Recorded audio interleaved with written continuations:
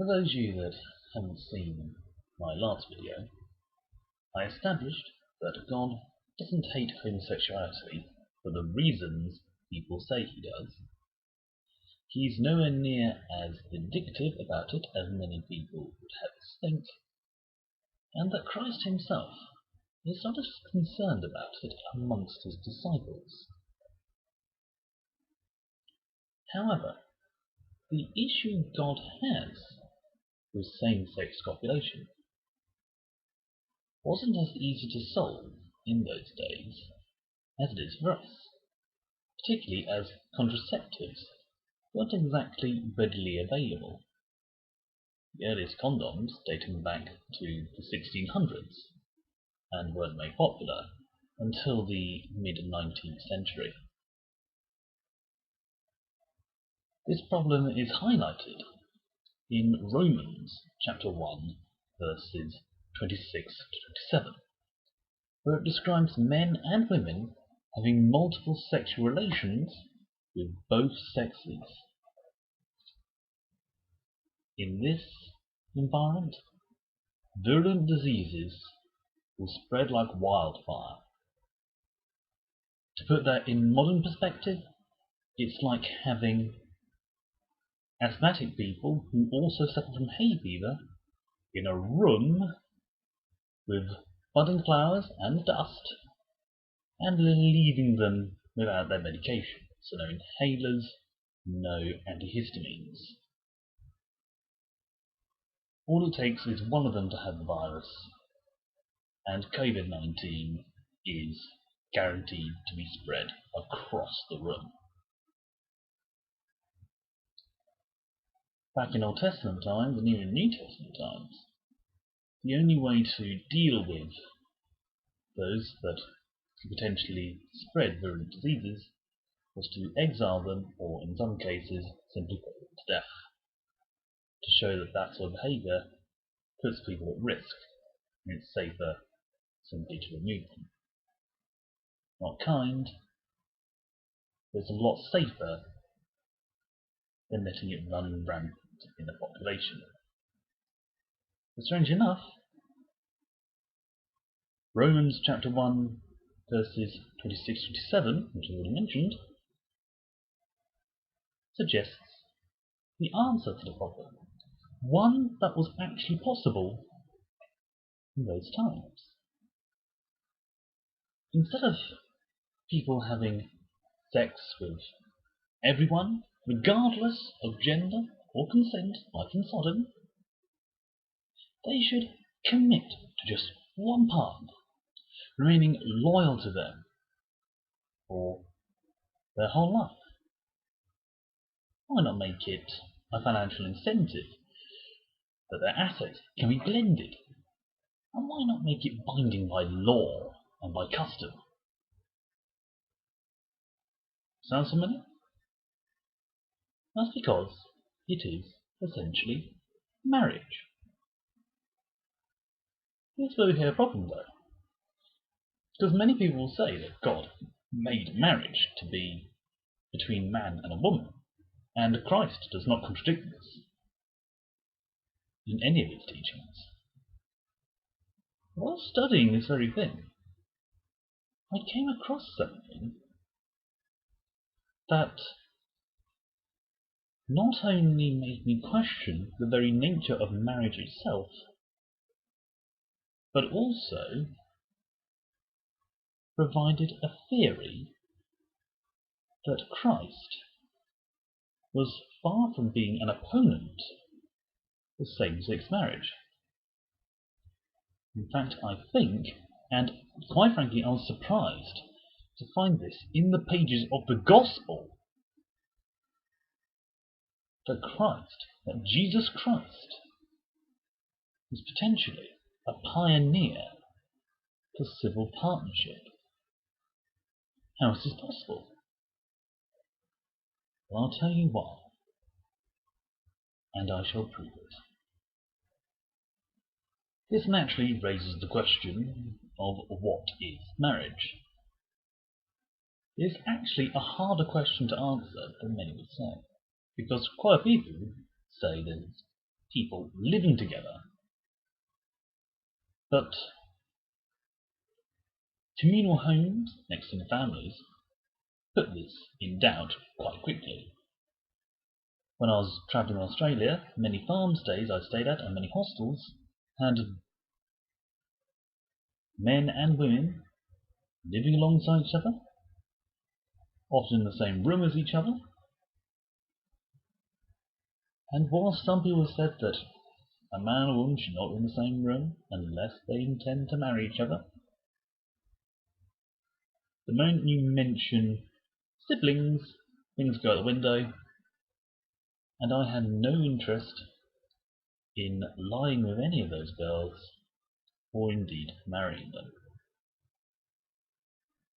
On the flip side as well, not all married couples have the luxury of living together. Work, outside demands, and other things make such things difficult at times. Another definition of marriage could be a shared financial interest, or even a shared political interest, sharing the same goals, ultimately. But that implies business rather than matrimony, and certainly can lead to more marriage alliances rather than anything we would consider as proper matrimony, and certainly far beyond the nuptial laws. Raising the next generation was most common in the past, and in high death rate situations, and is certainly encouraged by many cultures. But that wasn't always a great consideration for marriage. Not every couple is determined to have children. And in some cases, to continue the line no matter what, inbreeding was employed by some families, as is seen in the Egyptian pharaohs and the European monarchy. The common consensus of marriage, however, is a loving commitment to an individual, and more often than not made official by the wedding ceremony and documents allowing the blending of financial assets to assist the raising of the next generation. In short, all of the above, with the addition of safety in lovemaking with only one, and of course, love.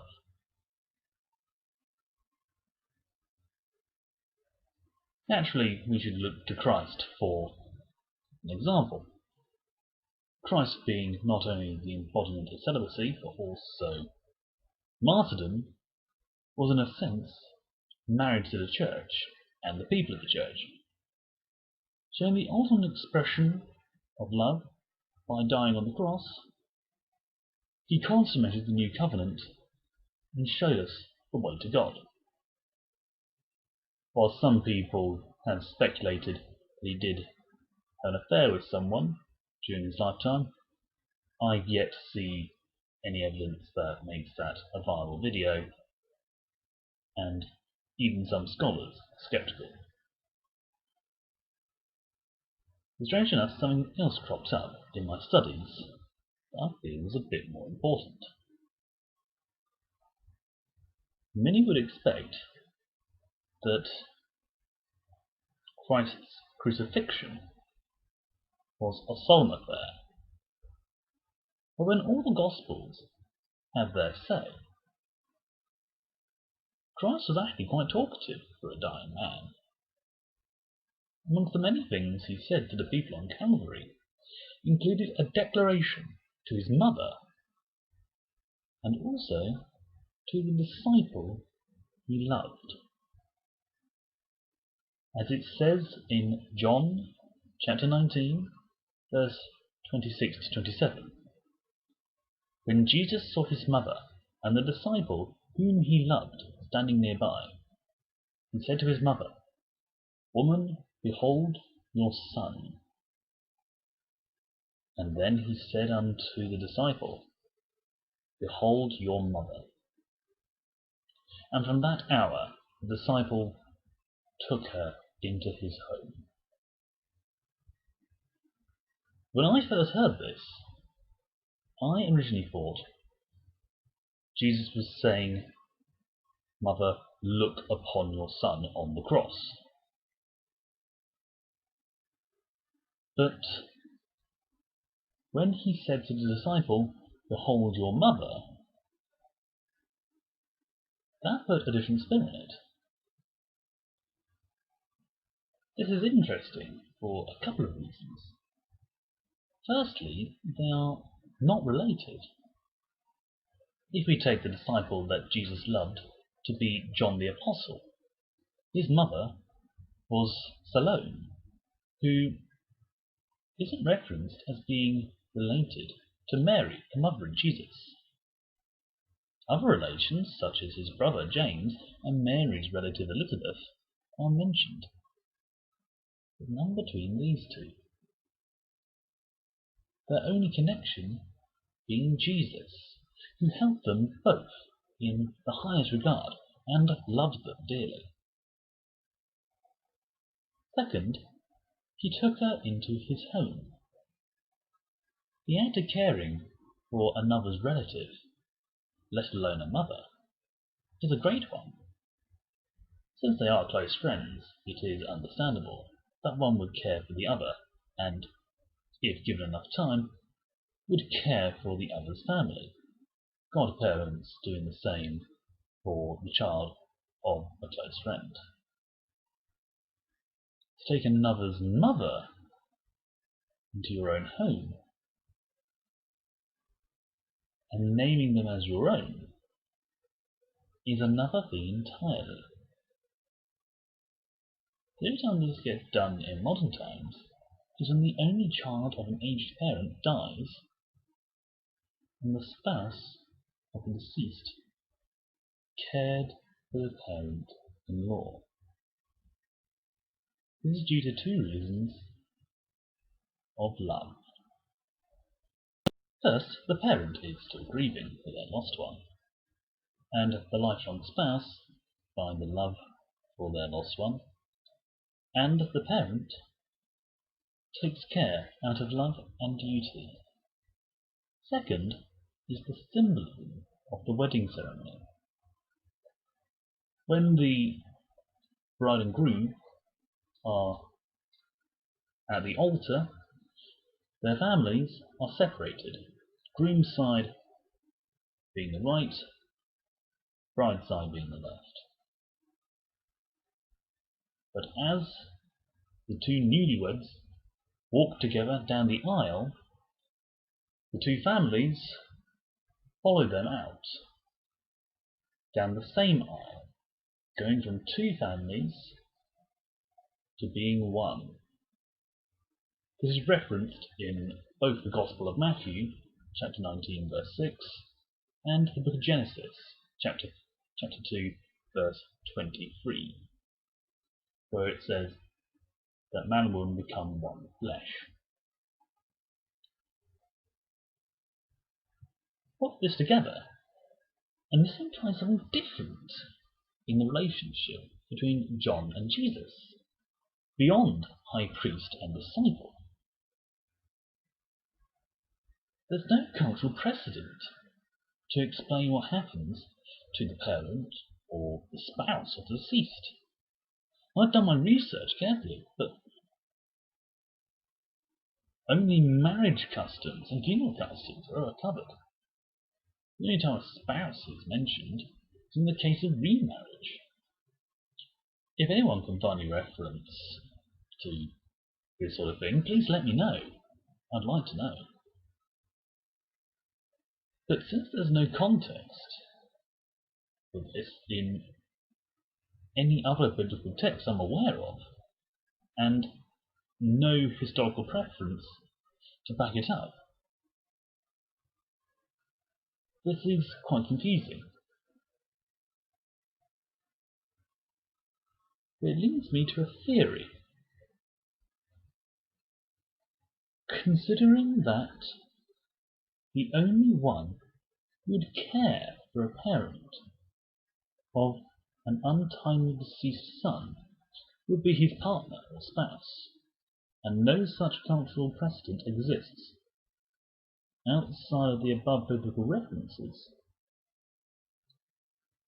I'm given to believe that Jesus Christ saw John the Apostle as a loving partner.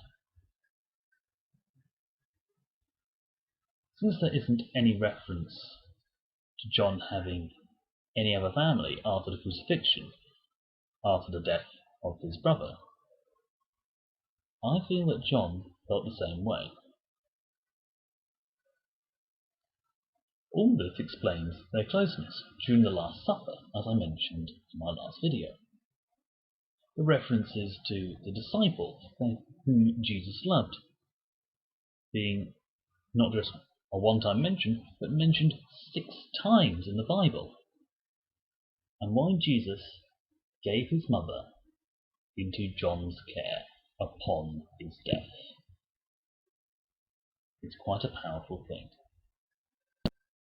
I can imagine everyone hitting home in the comments now that Christ said marriage is between a man and a woman, and since I believe that Christ is the living word of God, and his word is the most direct word from the Father, I'm willing to concede that if he said marriage is between a man and a woman, that is law. Except he didn't. He mentioned many things about marriage, including the reason for a man to leave his home and cling to his wife. But he never said marriage is between man and a woman. Christ himself never spoke out against it, against same-sex marriage, in such blunt and plain terms. I will admit I originally thought that, and I worked on this project with this in mind. But upon researching that exact reference to see which passage it's in and so on, this is for my last video. It was like looking for God helps those who help themselves. It's not in the Bible. Type that into any Google search and it will bring up all the references surrounding it, but it will never bring up those exact words. If anyone can find a passage where Christ says bluntly that same-sex marriage is illegal and it's not the way, I will read it and understand.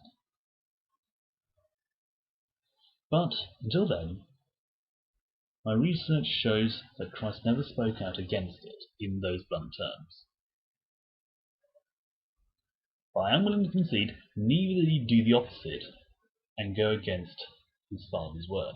He did not say that marriage is for all. And yet I still believe he pioneered the next best thing. This brings us back to the question of what is marriage. Consulting with loving couples,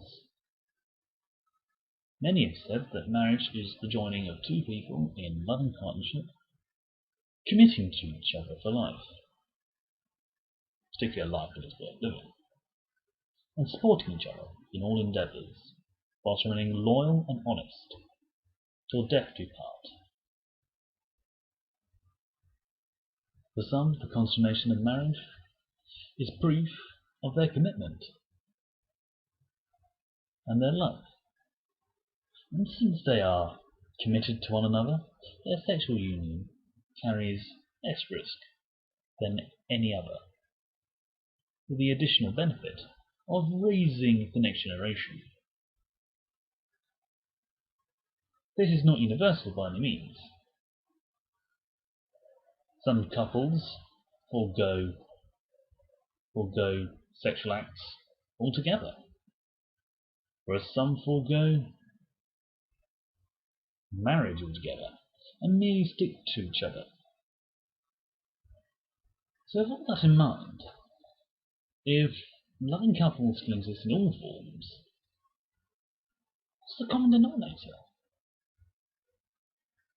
The answer is quite simple and self-evident when one thinks about it. Love. A true, deep, understanding love. A love that refuses to let go and is totally committed to one individual. It is love that makes a man go down on one knee for a woman. Love that makes a woman cry with sheer delight at such a proposal. Love that keeps them together through all the storms and strife in their lives, and remains long after they are gone from the world. Christ commanded us to love one another as he loved us, and by this shall his disciples be known. To love one's partner as Christ loved the church is a powerful thing, but to hold someone dear, regardless of how much hatred surrounds you and your union with that person, that is just as powerful. Christ could be said to have married the church, but in showing his love and trust in John the Apostle, who, it must be clear, lived longer than any other disciple, as was prophesied, I believe Christ saw him as his loving part on earth. I'm being very clear here, they were not married, but they were loving partners. And that is still a wonderful thing. All aspects of love, commitment, and support, Christ endorses. Lifelong partnership with same-sex couples, to him, should be seen in the same degree, in the same manner, as heterosexual marriage. In this day and age, with countries allowing same-sex marriage across the world, we may well think that we are doomed to fall for the same fires that took Sodom and Gomorrah. But since, in the eyes and actions of Christ, lifelong same-sex partnerships are to all intents and purposes the same as heterosexual marriage, with the same responsibilities and the same consequences for breaking those, surely we can't deny people a chance to keep us safe from the very reason they have been hated by many people blindly across the years in many churches. Just because we didn't understand God, does that mean we have the right to make other people suffer for it? I don't think so.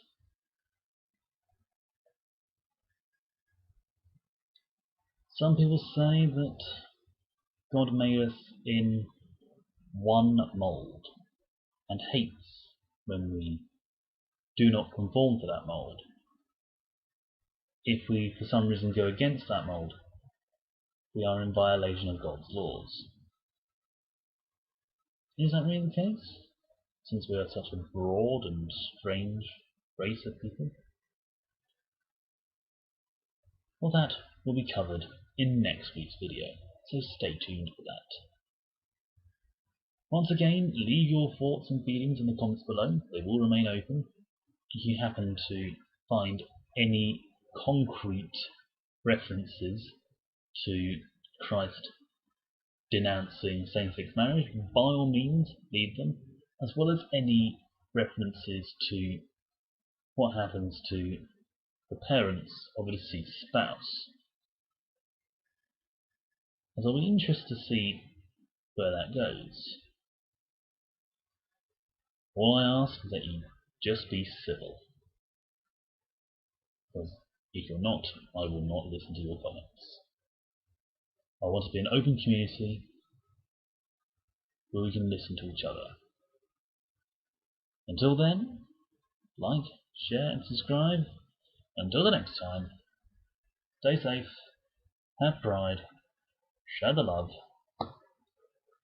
and God be with you, my friends.